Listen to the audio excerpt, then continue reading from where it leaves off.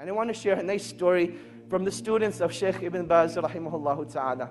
And this brings us to our fourth point.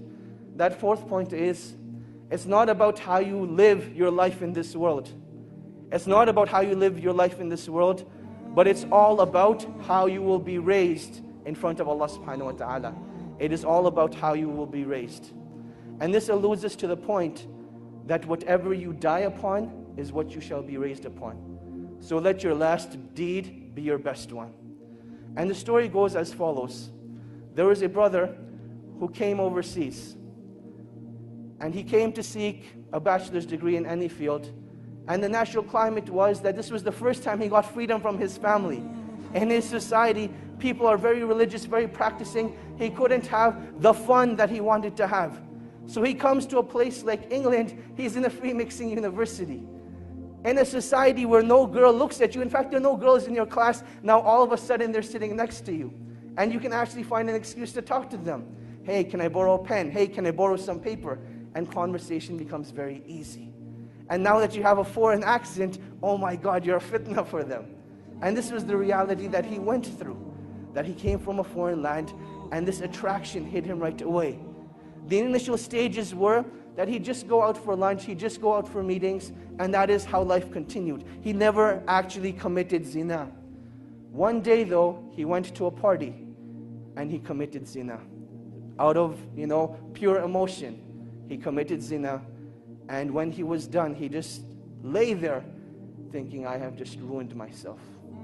And he didn't know what to do. He didn't know where to go. He didn't have any close friends that could guide him.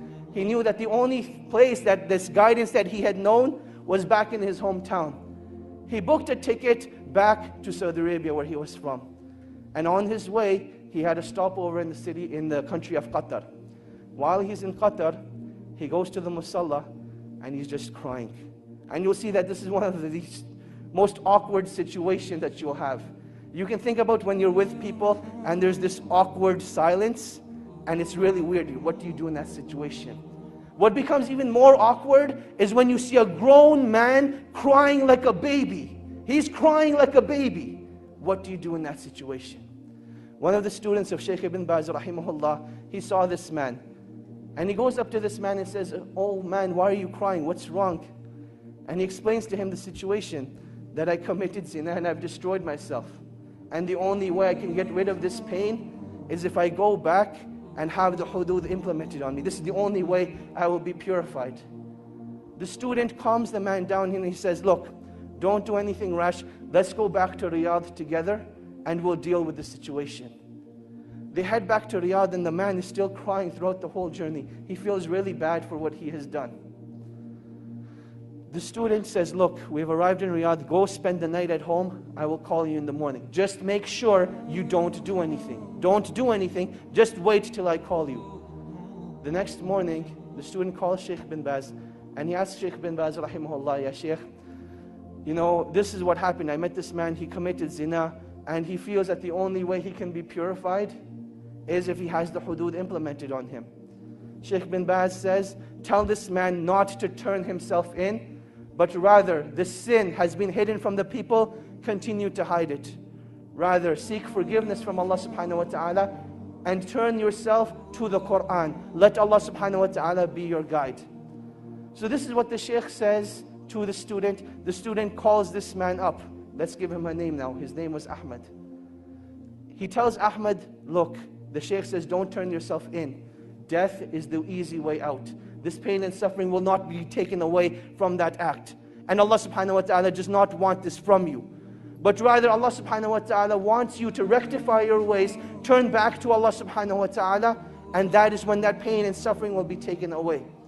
That is what Ahmad decides to do. A couple of days go by, he starts reading the Quran, he starts praying in the masjid, and he says that I've never missed a single salah in the masjid since that event took place. This continues for about 2 weeks. Now this student, he disappeared from the life of Ahmad. There was no contact between him. And then one day, he notices that he has a missed call from Ahmad. He says, later on, I'll give him a call. Another couple of days go by, and Ahmad's house is calling now. His home number is showing up on the Shaykh's phone 5, 6 times.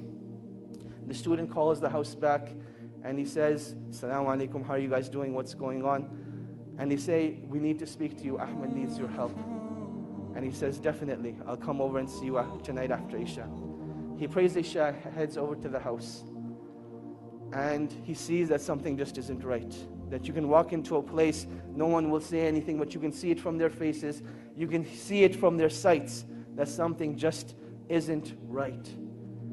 He goes to the father and he says, Assalamu alaikum. He says, Wa alaikum assalam. He says, I don't even know what to say to you, but I want to thank you from the bottom of my heart. Because I know if it hadn't been for you, this wouldn't have happened. And the student's thinking, what did I do? So he says, well, what happened? What are you talking about? And he says, let me show you. He says, Ahmed went and prayed Salatul Isha tonight. And he came back and he came to pray his sunnahs. And he was in his room for a really, really long time. And we went to seek him out. We didn't know what had happened to him. But I want to show you. He took the student to Ahmed's room. And there Ahmed was in sajda. And Allah subhanahu wa ta'ala took his life away at that time. And that is how he passed away. This is the story of an individual not who was righteous, but this man committed zina, one of the biggest sins in Islam. And this is how Allah subhanahu wa ta'ala took his life away. And inshallah, when he's resurrected, that's the deed he's going to be resurrected on, making sajda to Allah subhanahu wa ta'ala.